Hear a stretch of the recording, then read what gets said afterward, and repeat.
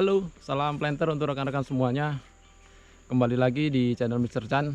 Pada kali ini saya akan mengulas sedikit masih seputar kelapa sawit. Tapi kali ini saya akan membahas mengenai manfaat gulma pakis lunak. Ini saya sebut gulma karena memang dia ini sebenarnya tumbuh liar.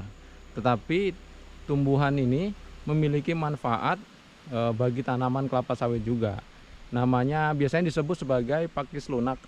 Namun untuk bahasa latinnya biasanya sih disebut sebagai Nephrolepis biserata. Untuk rekan-rekan yang masih belum tahu seperti apa gulma Nephrolepis ini, bentuknya seperti ini. Nah, ini biasanya tumbuh di antar gawangan pokok tanaman kelapa sawit, ataupun mungkin biasanya ada juga yang tumbuh di batang-batang tanaman kelapa sawit. Ini masih tergolong pakis di sini. Ini di sini lumayan banyak. Nah, ini ditumbuhi, di sana juga dia tumbuh. Ini antar pokok ini banyak ditumbuhi sama pakis Nephrolepis ini. Tumbuhan Nephrolepis ini memiliki manfaat. Selain dia sebagai penutup tanah untuk menekan gulma lainnya, di mana dia memiliki pertumbuhan yang memang tidak terlalu cepat, jadi lebih mudah dikendalikan.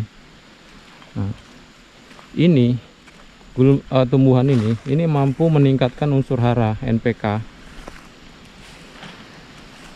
di mana kemampuan dia untuk meningkatkan unsur hara tanah itu untuk NPK dan C organik itu berturut-turut sebesar 41%, 11%, 93%, dan 11,3%. Ini berdasarkan penelitian dari IPB. Jadi memang terlihatnya sepele di sini. Tetapi kalau kita melihat dari sisi manfaatnya, yang mungkin jarang orang tahu, ternyata tumbuhan ini memiliki manfaat cukup bagus sekali untuk tanaman kelapa sawit.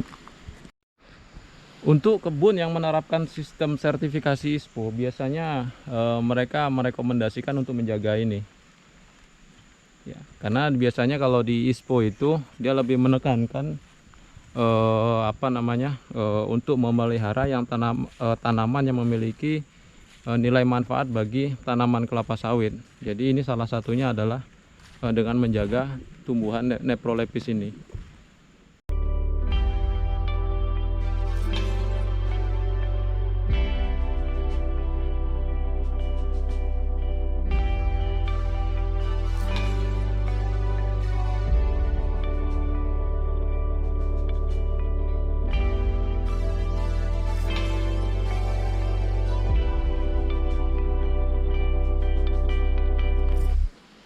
Secara fisik untuk tumbuhan Nephrolepis ini memiliki akar yang serabut. Nih kalau kita lihat di sini. Ini kalau kita cabut, nih bentuk akarnya seperti ini. Dan dia menyebar akarnya. Dimana untuk akar-akar yang menyebar ini nanti bisa muncul tunas di sini. Nah, ini nanti bisa muncul tunas. Jadi dia persebarannya bisa juga dengan akar di sini. Ini kalau batang daunnya seperti ini. Ini kalau bisa kita lihat. Nih, ini batangnya masih muda seperti ini. Nah, kelihatan di sini. Nah, ini batangnya masih muda. Dan untuk menjaga ini, biasanya untuk penyemprotan itu hanya dilakukan di piringannya saja. Hanya di piringannya saja. Sementara untuk pakisan yang berada di antar gawangan ini, antar pokok nih maksudnya, antar pokok ini dibiarkan tumbuh karena memiliki manfaat yang seperti tadi saya sebutkan. Memang efek dengan adanya tumbuhan ini tidak bisa serta-merta kita lihat secara singkat, perlu waktu yang cukup lama.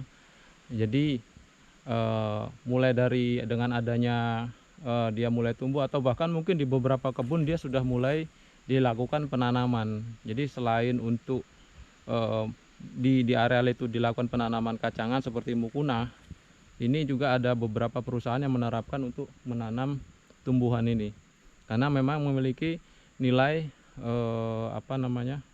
fungsi tadi. Jadi dia mampu meningkatkan unsur hara dalam tanah, NPK tadi yang seperti saya sampaikan. Memang untuk biomasa yang dihasilkan dari tumbuhan Nephrolepis ini tidak sebesar dari tanaman penutup tanah seperti mukuna. Namun dari segi manfaatnya, tanaman ini justru kalau dalam hal peningkatan hara dia lebih unggul dibandingkan dengan mukuna. Karena keunggulan dari mukuna itu sendiri, dia selain pertumbuhannya yang cepat, dia memiliki biomasa yang tinggi. Jadi terkadang karena pertumbuhannya terlalu cepat, dia itu perawatannya juga, intensitas jeda waktu perawatannya ataupun ini dalam 1 tahun pun dia harus waktu perawatannya pun harus cepat juga. Biasanya bisa nyampe 1,5 bulan atau 2 bulan dia harus mulai disemprot lagi.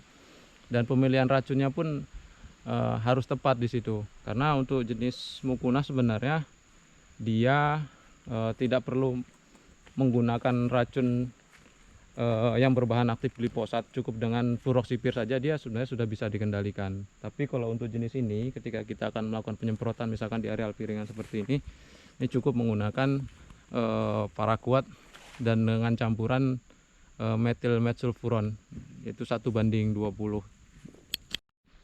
Nephrolepis juga biasanya tumbuh di batang-batang kelapa sawit nih seperti ini. Ini kalau mau waktu kita melakukan penyemprotan sebenarnya tidak perlu sampai ke atas juga, karena selain membahayakan penyemprot juga saya rasa tidak efisien. Mungkin cukup hanya sebatas 1 meter saja dari tanah ataupun piringan yang kita semprot. Jadi setinggi 1 meter kita semprot, sisanya biarkan saja gitu.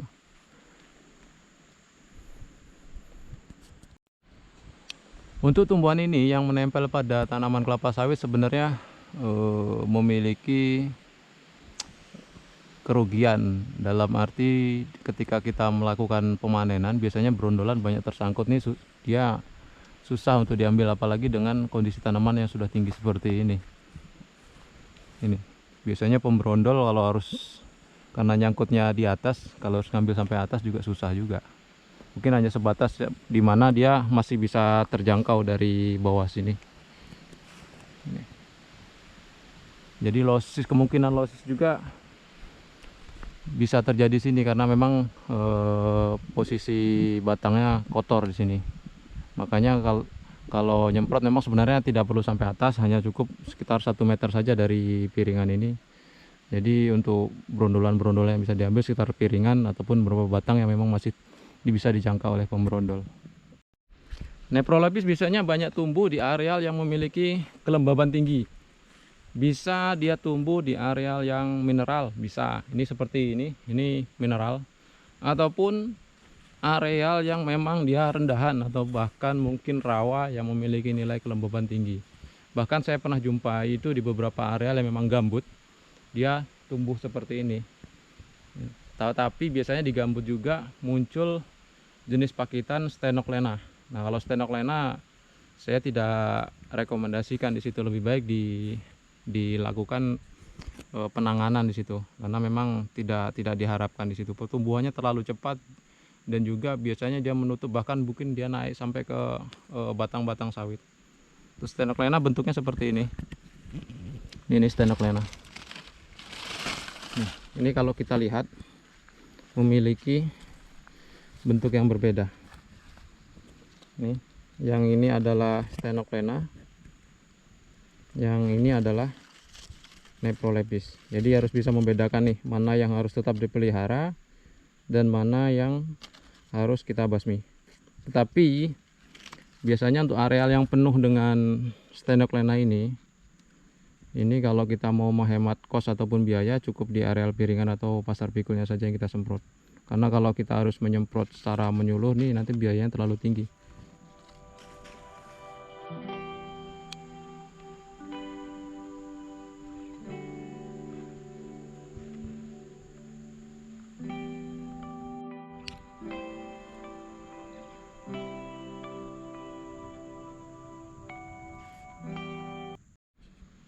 Demikian sedikit penjelasan saya mengenai tumbuhan Nephrolepis biserata ataupun biasanya disebut sebagai pakis lunak. Mudah-mudahan bermanfaat bagi rekan-rekan semuanya. Silahkan berikan komentarnya ataupun tanggapannya di kolom komentar sebagai bahan diskusi kita bersama. Jangan lupa like, komen, dan subscribe-nya. Dan salam planter.